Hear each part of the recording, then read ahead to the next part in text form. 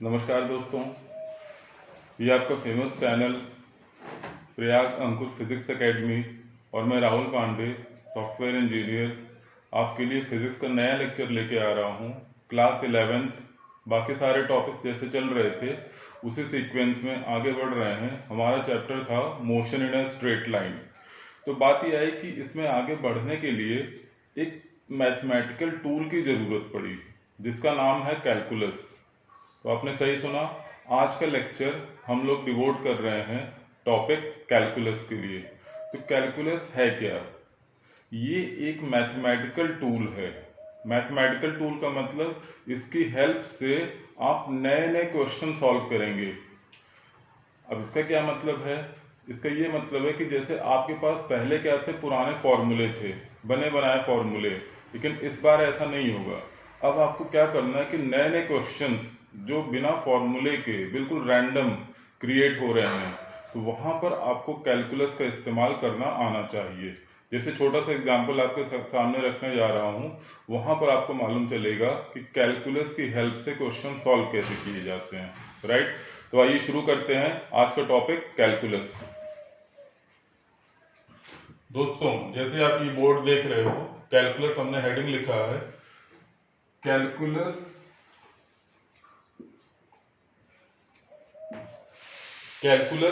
दो पार्ट में डिवाइडेड है। How many parts? Two. The first one is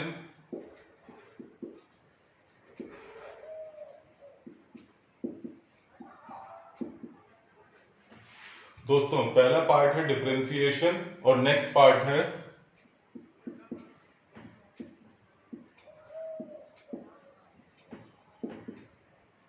integration. तो आपने सही सुना, पहला है डिफरेंशिएशन और दूसरा है इंटीग्रेशन। अब ये क्वेश्चन आता है कि कैलकुलस का इस्तेमाल कहाँ पे होता है। कोई एग्जांपल बन सकता है? जी बिल्कुल बन सकता है। छोटा सा एग्जांपल आपके सामने बना रहा हूं, please look at that.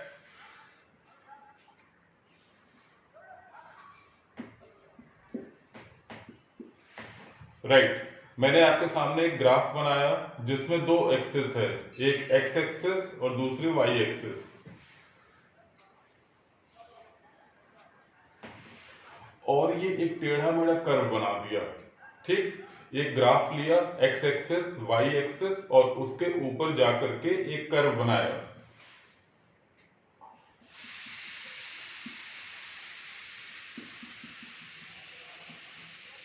Right, अब ये जो कर्व आपके सामने प्लॉट किया गया है, इसका स्टार्टिंग पॉइंट है ए, और फिनिशिंग पॉइंट है बी। और ये दोनों पॉइंट्स कहां पे आ रहे हैं? On the x axis. ठीक, ऐसे बना दिया। अब जो क्वेश्चन आपसे पूछा जाएगा, सवाल ये आ रहा है कि आप इस कर्व के नीचे वाली एरिया कैसे कैलकुलेट करेंगे। ध्यान से सुनिए, इस कर्व के नीचे जो एरिया आ रही है, आप इसको कैसे निकालोगे? मतलब ये जो मैंने शेड किया, शेडेड एरिया, जहां पर मैंने मार्कर अभी चलाया, ये वाला रीजन, इसको कहते हैं शेडेड एरिया। और यही एरिया आपको निकालनी है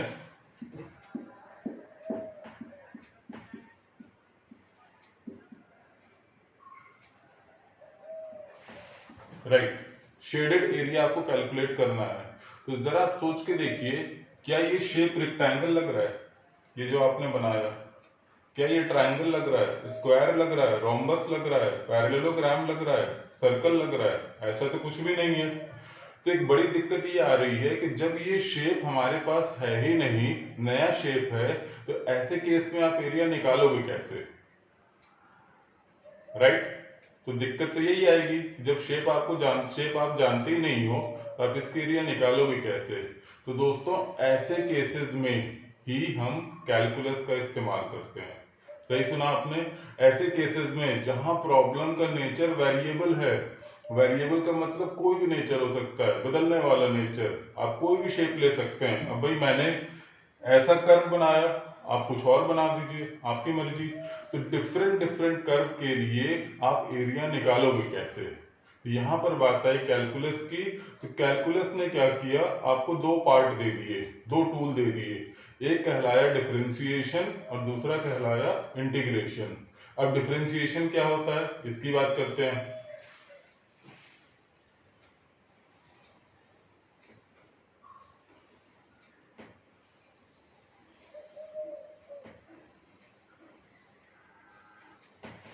राइट, तो देखिए मैंने क्या किया, इस एरिया को अलग अलग पार्ट में तोड़ दिया।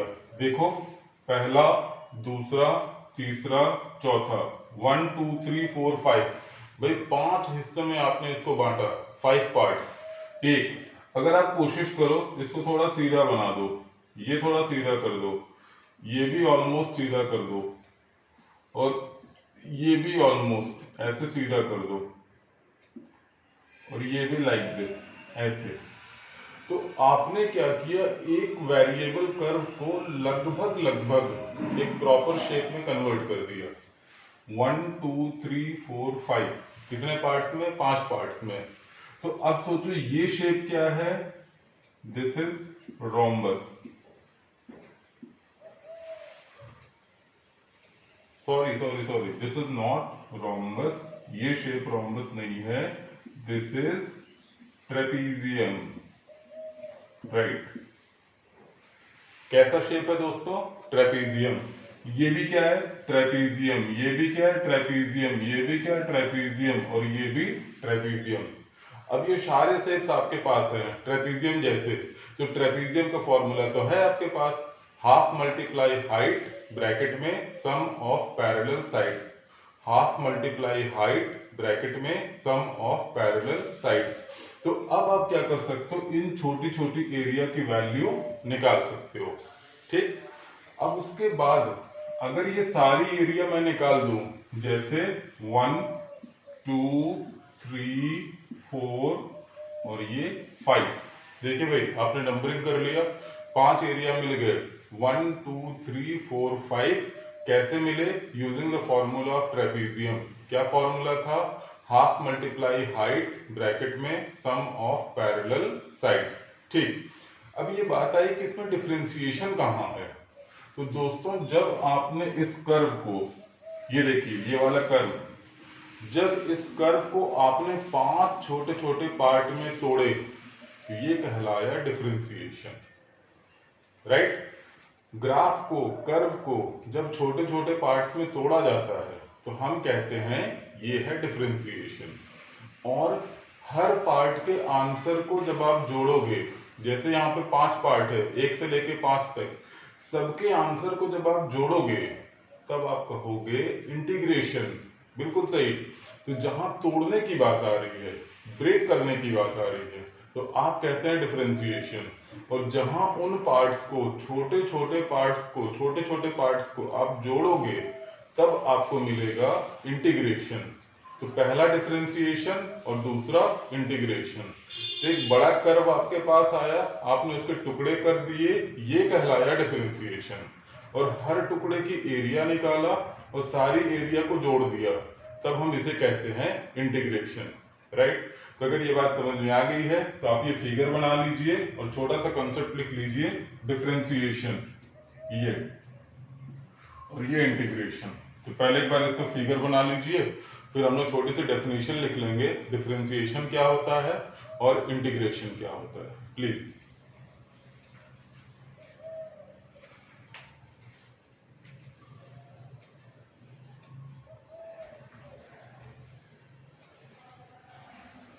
तो अगर आपने ये कर्व बना लिया है तो थोड़ा आगे चलते हैं।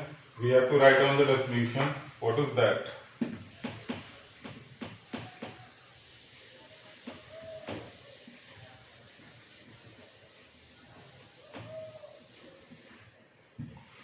डिफरेंशिएशन, इसकी डेफिनेशन,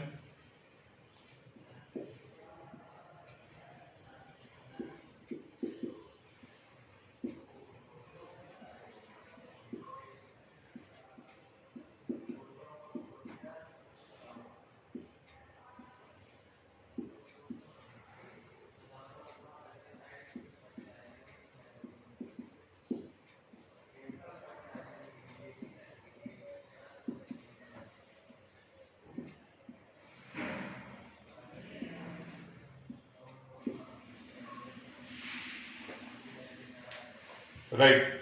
देखो भाई, पहली डेफिनेशन आई डिफरेंशिएशन के लिए, breaking of a curve into small small parts. किसी कर्व के छोटे छोटे टुकड़े जो किए जा रहे हैं उसको आपने कहा डिफरेंशिएशन, मान लिया। तो इसका सिंबल क्या होगा? सिंबल आप ये लगाओगे, ये और ये, या कुछ भी लिख सकते हो। जैसे आपने x और y लिखा है ना, तो यहाँ पर x और y वेरिएबल है। क्या है? वेरिएबल। तो कुछ भी हो सकता है, जैसे dy dz भी हो सकता है, कुछ भी हो सकता है, बस यहाँ पे वेरिएबल आना चाहिए और ये सिंबल होता है डिफरेंशिएशन का, राइट। तो ये तो बात हुई सिंबल की। इसके क्वेश्चंस अभी हम लोग थोड़ी देर के बाद देखेंगे कि डिफरेंशिएशन के क्वेश्चन कैसे बनते हैं और इंटीग्रेशन के क्वेश्चन कैसे बनते हैं। तो पहले छोटी सी प्री नॉलेज होनी चाहिए कि भाई डिफरेंशिएशन होता क्या है और उसमें हम करते क्या है, राइट। अब अगली बार हम पढ़ने जा रहे हैं इंटीग्रेशन। इसे क्या कहते हैं?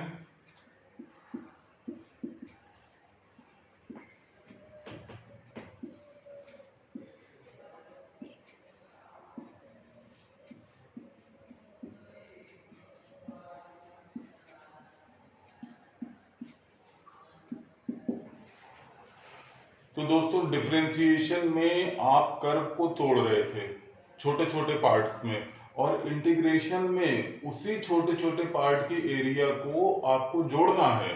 तो ये जोड़ने की बात है और ये तोड़ने की बात है। ये कंस्ट्रक्टिव चीज है और ये डिस्ट्रक्टिव चीज है, राइट। इसमें सिंबल क्या यूज होगा?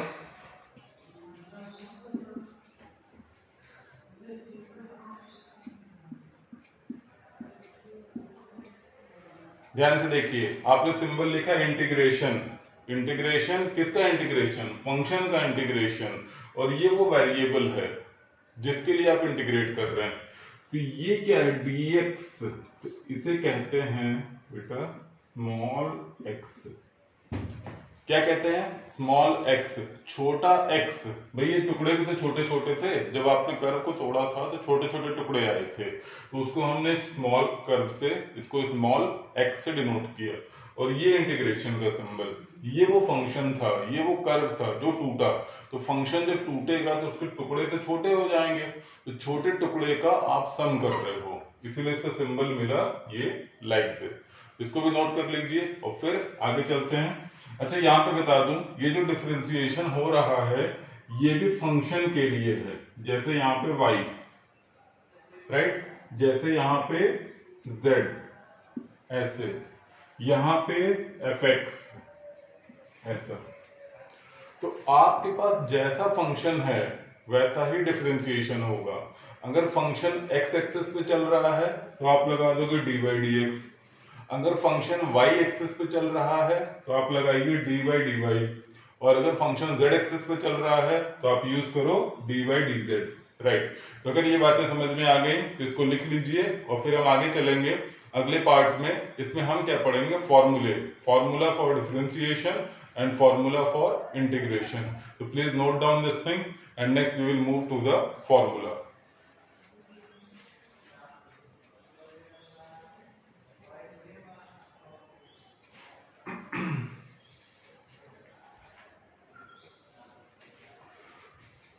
तो दोस्तों, आपने डिफरेंशिएशन का इंट्रोडक्शन पढ़ लिया और इंटीग्रेशन का भी आपने देखा इंट्रोडक्शन। तो बारी आती है इनके फॉर्मूले क्या हैं और क्वेश्चन कैसे बनेंगे, आप यूज कैसे करोगे। Let us see about that.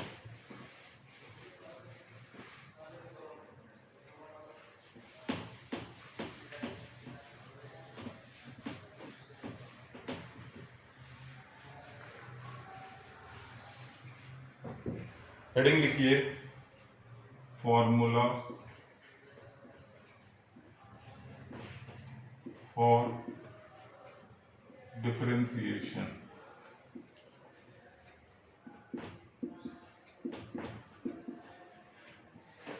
आपने लिखा फॉर्मूला फॉर डिफरेंशिएशन। अब एग्जांपल की बात कर लूं,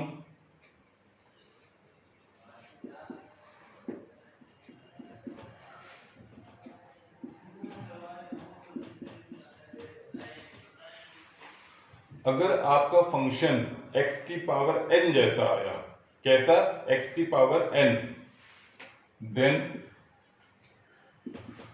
तो आपको क्या करना है, डिफरेंशिएट करना है।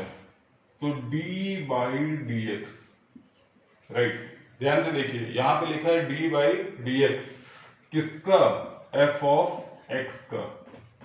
तो इसका मतलब क्या है, what is the meaning of this thing, D by d x, ये जो चीज है आपने लिखा है डी बाई डी एक्स, इसका मतलब है डिफरेंशिएट, डिफरेंशिएट किसको, एफ एक्स को, differentiate f x with respect to what, x.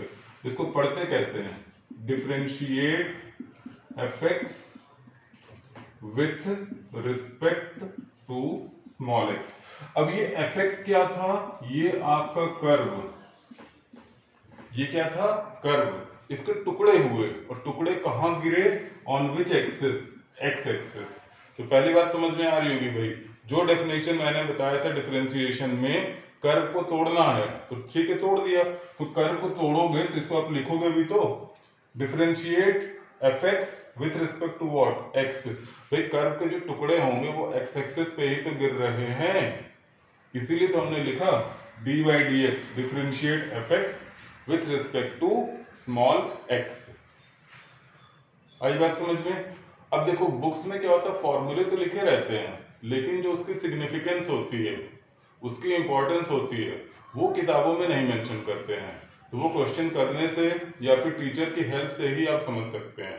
ठीक, तो इसको लिख लीजिए,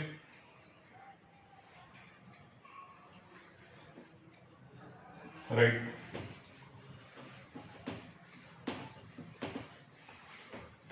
अब बारी आ रही फॉर्मूले की, तो फॉर्मूला है d by d x of what,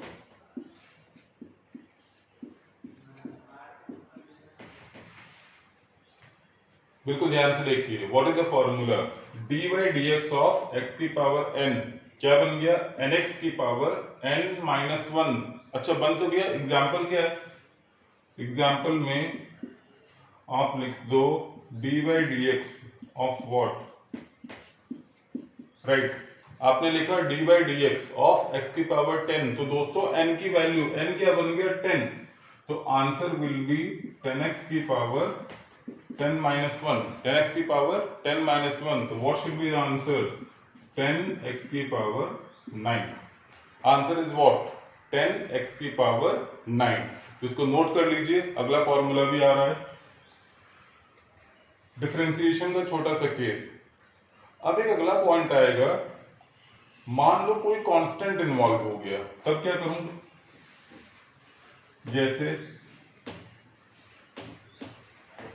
जैसे ये फंक्शन है, मान लो मैंने क्या किया, ये हटा के आपके सामने रख दिया व्हाट।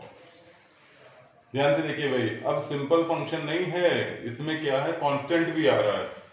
तो अब आप लिखोगे d by d x of c x की पावर एन, ऐसा। तो अब क्या करूं, कुछ नहीं करना है, जो कांस्टेंट है उसे उठा के बाहर कर दीजिए, कांस्टेंट को बाहर। तो ये बन गया सी और फिर व्हाट, बिल्कुल सही। और इसमें वही फॉर्मूला लगा दीजिए जो पिछली बार हमने अभी पढ़ाई की। तो आंसर क्या आ जाएगा, सी एन एक्स की पावर एन माइनस 1। समझ में आया, सी एन एक्स की पावर एन माइनस 1। अच्छा पढ़ तो लिया हमने, अब जरा एग्जांपल देख लो, d by d x of 5x की पावर 10। क्वेश्चन है d by d x of 5x की पावर 10। तो what to do with this, 5 बाहर इंटू 10x की पावर 9। तो आंसर आया 50x की power 9। What is answer which we are having, 50x की पावर 9। बिल्कुल सही, इसको नोट कर लीजिए।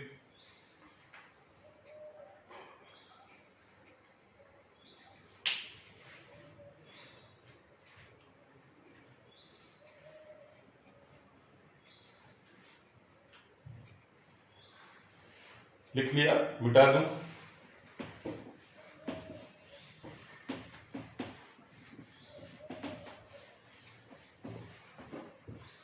अब दोस्तों इस इसके बाद एक डाउट होता है कि अगर एक से ज्यादा फंक्शंस हैं, जैसे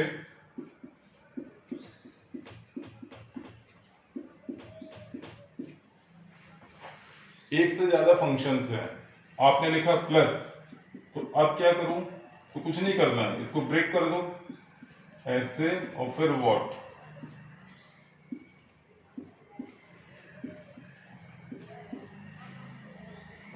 भाई दो फंक्शन का सम किया तो उसको अब ब्रेक कर लीजिए, ये पोर्शन अलग डिफरेंशिएट होगा और ये पोर्शन अलग। और यही कहानी आप माइनस के साथ भी कर सकते हैं। सपोज ये माइनस है, ये भी क्या हो जाएगा? माइनस हो जाएगा। तो प्लस और माइनस। अच्छा, मल्टीप्लाई डिवाइड का भी केस आएगा, लेकिन फिजिक्स में बहुत ज्यादा उसका यूज है नहीं, तो उसको आप मैथ में भी पढ़ सकते हैं इन क्लास 12। वहां पर आपको डिटेल में कैलकुलस पूरी कराई जाएगी। तो अभी हम कैलकुलस को उतना ही पढ़ रहे हैं जितना फिजिक्स में रिक्वायरमेंट है, जरूरत है। ये आपको ज्यादा पढ़ना है तो आप 12th की मैथ्स की बुक ले सकते हैं, एनसीईआरटी देख सकते हैं, RS अग्रवाल, RD शर्मा, बहुत सारी किताबें हैं, उसमें आपको इनका डिटेल एक्सप्लेनेशन मिल जाएगा।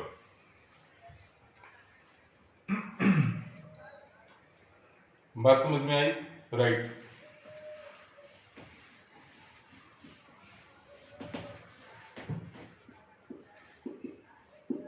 अब जैसे मान लो मैंने एग्जांपल लिखा dy dx of x square plus x की पावर 5/2। ध्यान से देखिए दोस्तों, फंक्शन है x की पावर 5 प्लस एक्स की पावर 5/2, सॉरी x की पावर 2 प्लस एक्स की पावर 5/2। तो अब क्या करूं? इसके दो पार्ट कर लो। पहला हो जाएगा dy dx of what? X square, और अगला क्या हो जाएगा?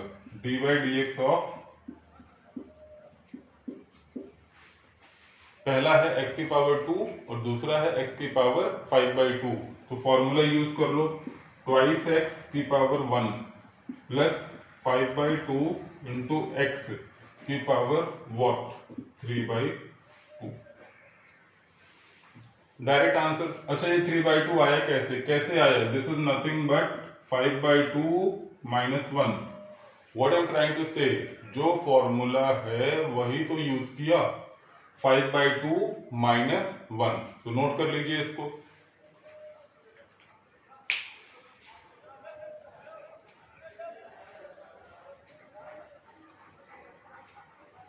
मिटा देते हैं।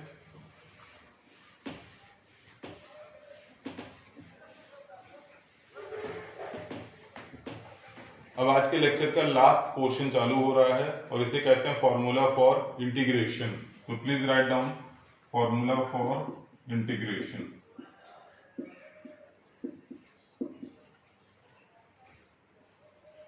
देखो भाई, इंटीग्रेशन का सिंबल ये है, फिर फंक्शन और फिर dx, ऐसा।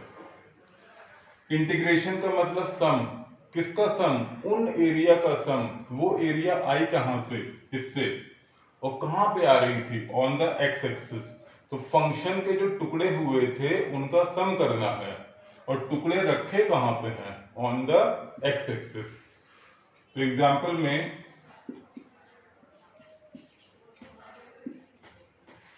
अगर हम लोगों ने फॉर्मूला रखा x की पावर n dx, तो दोस्तों इसका रिजल्ट होगा x की power n+1 divided by what? n+1। x की power n+1 divided by n+1। अब कहने का मतलब, अगर यहाँ पे कोई नंबर नहीं लिखा है, ये कहलाता है इनडेफिनिट।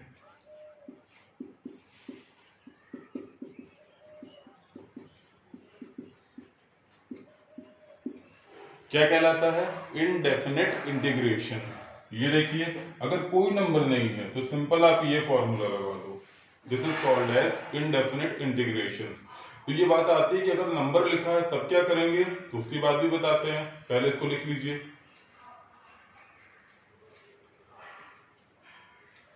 राइट। तो मिटाते हैं।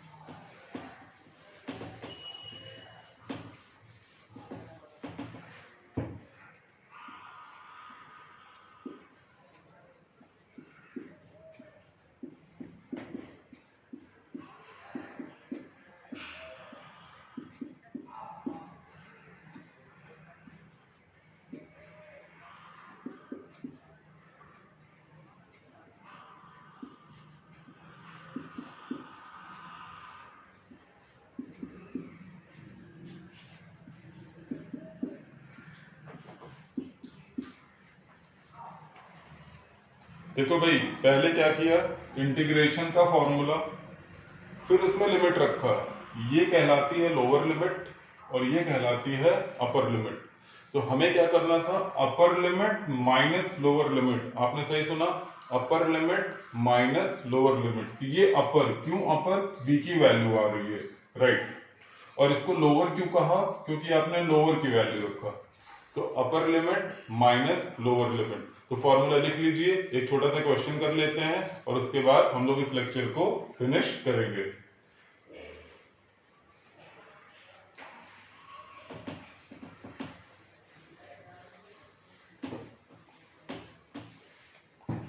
द क्वेश्चन इज,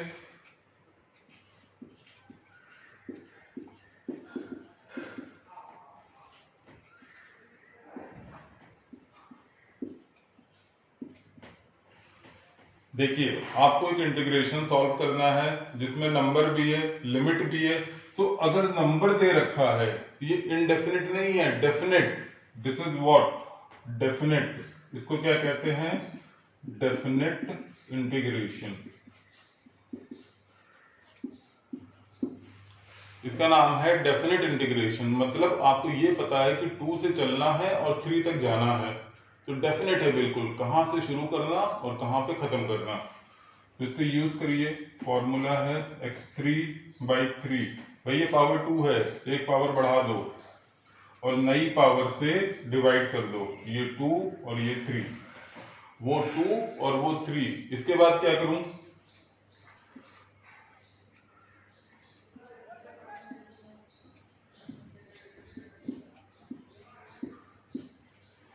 देखिए upper limit minus lower limit. तो अपर लिमिट में क्या किया, x की वैल्यू 3 रखा, तो आंसर यही तो आएगा, 3 की पावर 3 डिवाइडेड बाई व्हाट, 3।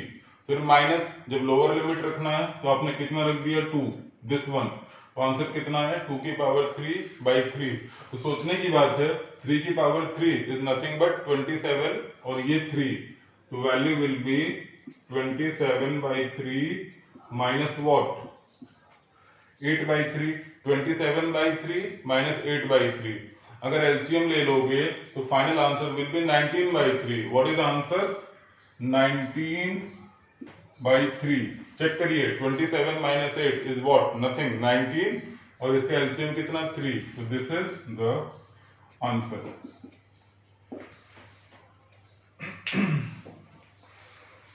तो राइट दोस्तों, आज का लेक्चर हम लोगों ने पूरा डिस्कस किया और जो हमारा टॉपिक था वो कैलकुलस। कैलकुलस ऐसी जगह इस्तेमाल होता है जहां की प्रॉब्लम, जहां की समस्या वेरिएबल है, कोई उसका पैटर्न नहीं है कि आप उसमें बने बनाए ढर्रे पे बने बनाए फॉर्मूले का इस्तेमाल कर सकिए। तो बिल्कुल रैंडम, बिल्कुल नई चीज थी। इसको 2 पार्ट में डिस्कस किए गए, 2 ब्रांचेस थी, एक डिफरेंशिएशन और दूसरा इंटीग्रेशन। डिफरेंशिएशन में फंक्शन तोड़ा गया और इंटीग्रेशन में फंक्शन के आंसर को, एरिया को आपने ऐड किया था, तब जाकर के पूरी एरिया आप कैलकुलेट कर पा रहे थे। तो आई होप ये वीडियो आपको पसंद आया होगा।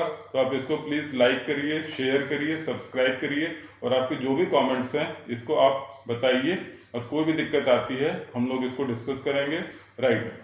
तो तब तक के लिए all the very best, good bye.